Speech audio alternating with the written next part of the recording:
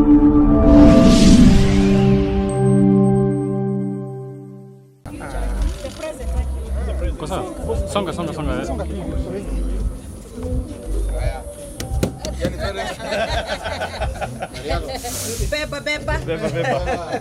Jioni. Excellency, this is what has been the theme of the March, Your Excellency. It is now my great honor and explain a little bit as we go ahead. Karibu, Madam Commissioner. With the National Land Commission, Your Excellency, the matters of land are very, very, very important on the... When I came, I was asking myself, and I'm convinced that those who we have been told that wealth is in. Allow me to read what my chairman has said.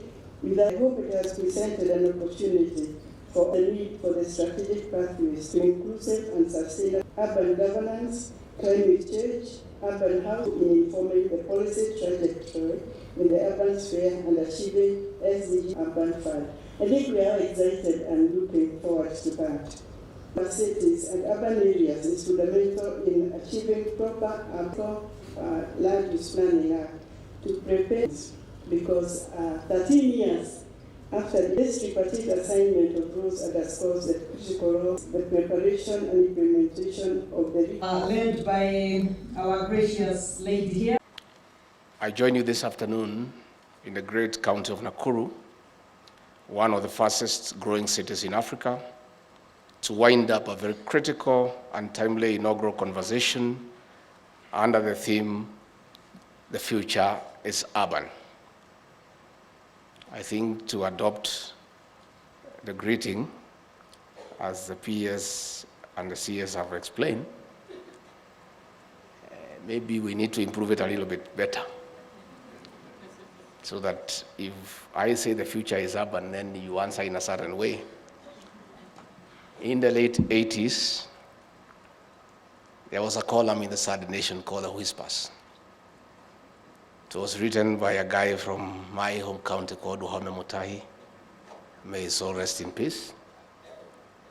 And in that story that was very interesting every Sunday, he was there, his wife was Thatcher, and the children were called the Urbanites. So all those people who believe the future is urban, then they should be urbanites or desire to be urbanites. So when I say the future is urban, if already you live in the urban center, you say, I'm an urbanite.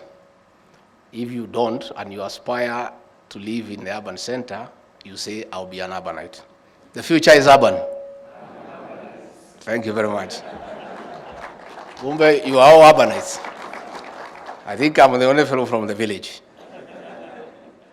This meeting takes place a few days after we hosted the second session of the UN Habitat Assembly in Nairobi on sustainable housing and urban development.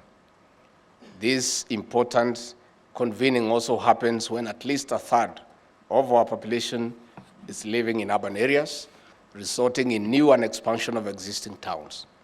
It is too a moment that the country is deeply engaged in a debate on funding affordable housing. On the other hand, the government has rolled out construction of housing units in major cities and towns across the country. Distinguished guests, the robust discussion of this gathering has resulted in the adoption of key resolutions. We welcome the resolutions because they will inform our framework for sustainable urbanization.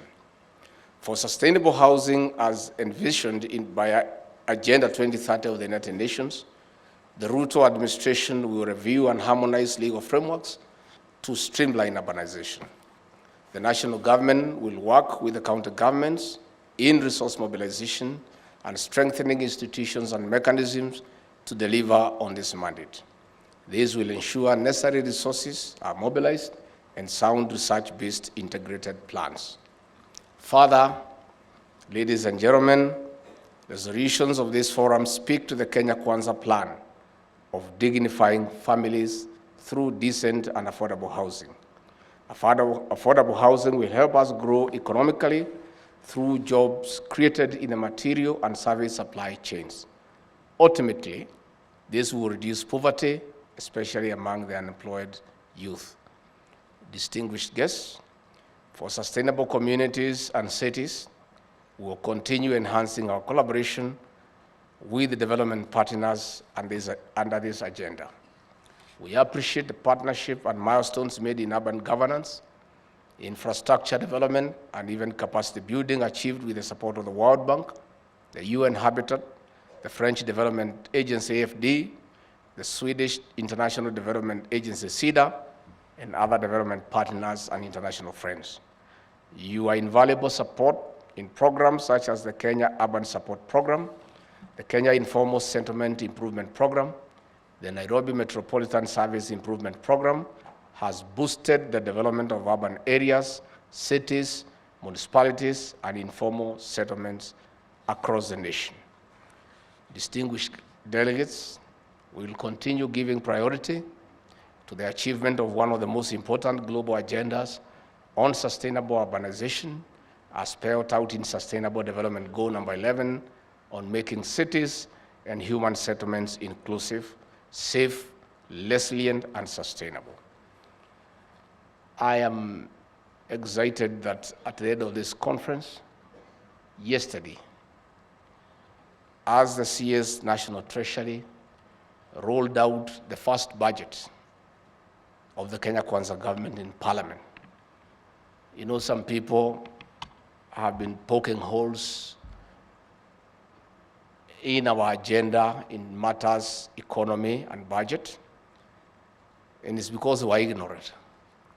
Since we came to office on 13th of September, the budget that we were utilizing was not ours, and hence we take no responsibility for its shortcomings or otherwise. That budget belonged to the handshake regime.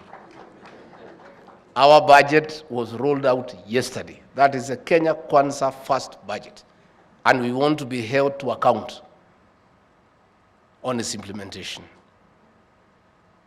And there was a very good coincidence yesterday as we rolled out the first budget of the Kenya Kwanza administration. Very good news came from Washington. The World Bank has approved approximately 45 billion Kenya shillings to support 77 municipalities in 45 counties and 2 special municipalities for refugees in Kakuma and Dadaab. And